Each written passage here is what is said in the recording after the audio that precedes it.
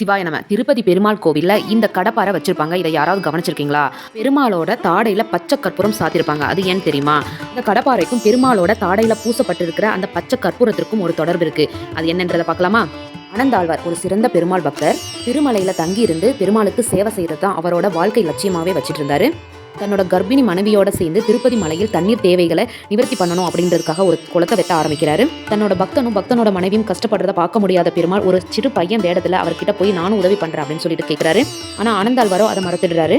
ஆனா அவருக்கு தெரியாம அவரோட கர்ப்பிணி மனைவிக்கு உதவி செய்யறாரு. இதை பார்த்த ஆனந்தாழ்வாருக்கு பயங்கரமா கோவம் வந்து தன் கையில இருந்த கடப்பாறையை வச்சு அவரை அடிச்சிடுறாரு.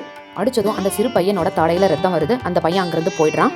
ஆனந்தாழ்வார் கோவிலுக்கு போயிட்டு பெருமாளோட முகத்தை பார்க்கும்போது பெருமாளோட தாடையிலிருந்து ரத்தம் வடிஞ்சிட்டு இருந்திருக்கு. அப்பதான் அவருக்கு தெரியுது வந்த சிறுவன் பெருமாள் அப்படின்னு. தன்னோட தவற உணர்ந்த ஆனந்தாழ்வார் ஓடி போயிட்டு பச்சை கற்பூரத்தை எடுத்துட்டு வந்து தாடையில வைக்கிறாரு. அந்த ரத்தம் நின்றுடுது. அதனாலதான் இப்ப வரைக்கும் பெருமாளோட தாடையில பச்சை கற்பூரம் வைக்கப்படுது.